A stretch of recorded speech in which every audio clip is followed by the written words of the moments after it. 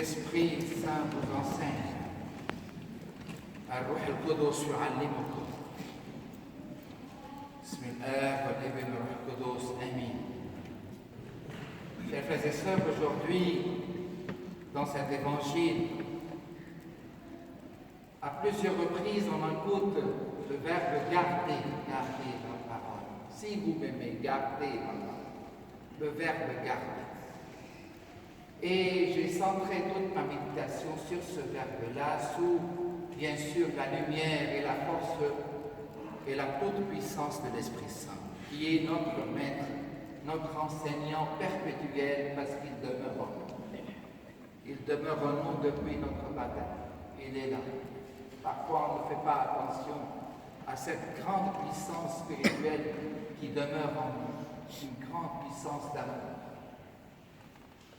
Et le verbe garder, bien sûr, chaque verbe dans la vie implique, pour qu'il soit réalisé dans la vie, implique plusieurs verbes. Si je dis je veux boire, le verbe boire, bien sûr, il implique plusieurs verbes pour le réaliser. Il faut trouver la source d'eau, puis il faut chercher quelques outils pour boire, sinon avec mes mains, je ne sais pas. Et puis, bien sûr, il y a toute une série de verbes pour réaliser un grand verbe pour notre vie. Et pour réaliser le verbe garder, il y a aussi toute une série de verbes. Moi, j'ai extrapolé 6 verbes. Je vais les résumer en 3 pour simplifier la vie. Premièrement, pour garder la parole de Dieu et pour que Dieu demeure en nous et pour que nous demeurons dans l'amour de Dieu, premier verbe important, c'est la recherche de la parole de Dieu. C'est le centre de notre vie.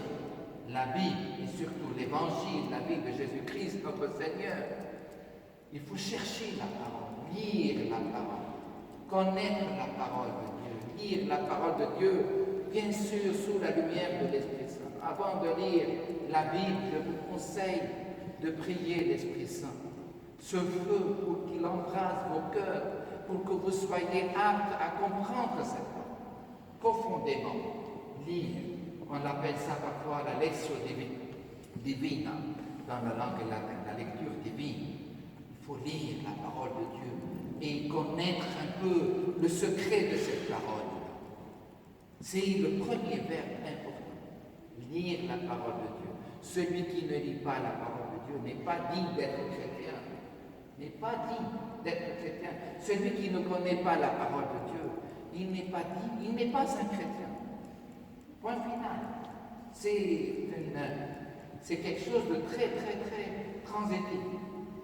Et puis, le deuxième verbe important, après que je lis la parole de Dieu, je dois la méditer pour que je croie en cette parole.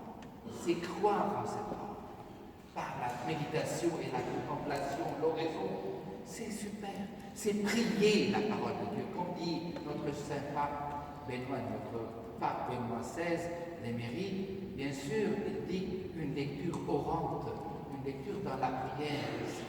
Pas seulement une lecture de connaissances intellectuelles au niveau de l'intelligence intellectuelle, non, plus que ça, entrer dans le mystère de Dieu, dans la croyance. Je crois en cette parole. Ce n'est pas très facile. On peut dire, bien sûr, si je vous dis maintenant, je vais vous poser la question, est-ce que vous croyez en l'Évangile? Bien sûr, vous savez, levez vos mains tous ensemble. Mais est-ce que vous croyez en chaque parole de notre Seigneur Jésus-Christ, en chaque parole de l'Évangile? Par exemple, aimez vos ennemis. Ça c'est difficile. Aimez vos ennemis. Priez pour vos persécuteurs. Mon père, il faut déchirer cette page. Là, il faut accueillir les pauvres dans la vie, comme on accueille comme on est en train d'accueillir le Christ. Mon Dieu, pauvre, c'est trop, on n'a pas les moyens. Et voilà, c'est-à-dire quoi? C'est-à-dire qu'on n'est pas encore dans cette lignée où on est le croyant de la parole de Dieu. Il faut travailler sur soi pour croire en la parole de Dieu dans notre vie. C'est pas si facile. Et puis après, lorsqu'on va lire la parole de tout notre cœur, Et puis, on va croire en cette parole de tout notre cœur aussi. Ipso facto, le troisième verbe, ipso facto, c'est-à-dire, voilà, tout de suite, alors nous serons toujours tout de suite prêts à témoigner de cette parole, à vivre cette parole dans notre vie. Garder la parole, ce n'est pas garder la parole dans notre cœur et c'est fini. Garder la parole en nous. Et oui, je peux, mon père, vous réciter toute la Bible, tout l'évangile. Oui, c'est bien, mais ce n'est pas une poésie par cœur. C'est quelque chose, garder la parole, c'est-à-dire témoigner de cette parole. Témoigner de Christ, de tout votre cœur. De tout votre cœur, c'est-à-dire de tout votre corps, de toute votre intelligence, utiliser toute votre foi, toute votre capacité, toute votre envergure sociale pour faire passer le Christ à tout le monde. C'est ça le troisième verbe, témoigner, évangéliser. Évangéliser un chrétien qui n'est pas maintenant capable d'évangéliser, il n'est pas encore à un niveau, bien sûr, de son baptême. Au niveau de son baptême, il est encore en bas. Vous allez bien sûr réfléchir aujourd'hui, gardez ma parole, gardez ma parole. Et si vous gardez ma parole, mon amour demeure en vous. Moi et toute la Trinité Sainte demeure en vous. Vous savez, nous sommes la demeure de l'Esprit Saint. Nous sommes le temple de l'Esprit Saint. Le temple de Dieu Trinitaire, mais ils sont en nous. Et c'est ça le but ultime de notre vie chrétienne, de garder la parole. Pas seulement garder dans le sens de garder seulement en nous, mais témoigner aussi. Extérioriser cette parole, incarner cette parole dans le monde entier. C'est ça notre but ultime dans la vie, parce que le monde a besoin de cette parole. N'ayez pas peur, n'ayez pas peur d'évangéliser le monde, n'ayez pas peur de parler du Christ. Le monde a besoin de cette parole. Il a besoin, il a soif de cette parole, il a faim. Il entend beaucoup de paroles ici et là, ça ne le rassasie pas. C'est la parole de Dieu.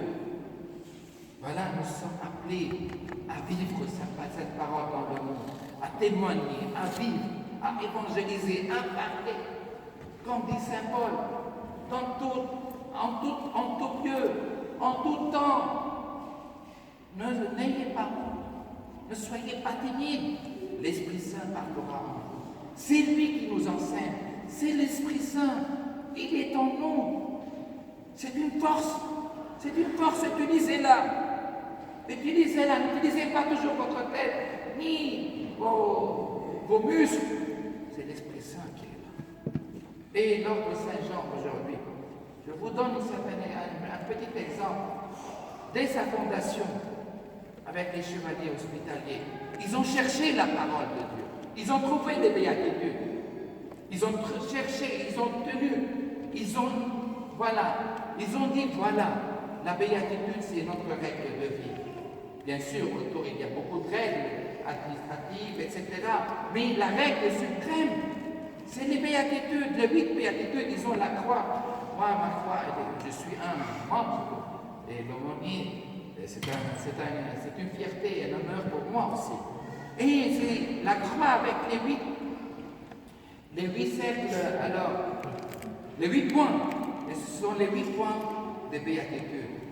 Et ils ont pris à cœur la parole de Dieu, cette parole sublime que le Jésus-Christ nous a donnée sur la montagne. Et ils sont en train de faire de leur mieux, à méditer chaque jour, à croire chaque jour en cette béatitude. C'est pas très facile d'être miséricordieux, d'être artisan de paix, d'être pauvre d'esprit, etc. Plein de choses. C'est une charte, la charte fondamentale de notre vie chrétienne. Ils ont pris cette charte à leur cœur et ils sont en train de faire tout pour incarner cette charte dans leur vie.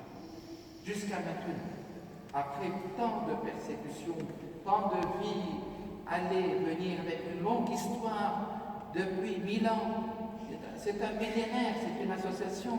Voilà, n'hésitez pas, chers jeunes, chers hommes parmi nous, et chères femmes aussi, de poser la question à nos chers ordres de Saint-Jean. Ils seront après la messe, à la fin, à la sortie, dans la vestibule.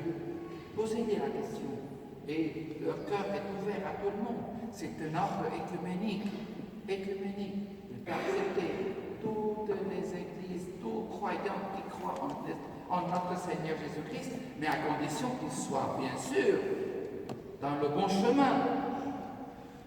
Pas avec l'ordre des maçonniques. Oh mon Dieu, aujourd'hui, ils ont déclaré, les francs-maçons, ils ont déclaré, alors, ouvertement aujourd'hui, que Notre-Dame de Paris, c'est un centre culturel, et non pas cultuel. Oh mon Dieu, quelle insulte extraordinaire. Est-ce que vous acceptez ça? Que Notre-Dame de Liban, c'est un centre culturel? On est en train de faire de la culture. Mais bien sûr, la culture y est là, bien sûr. Mais c'est plus qu'une culture.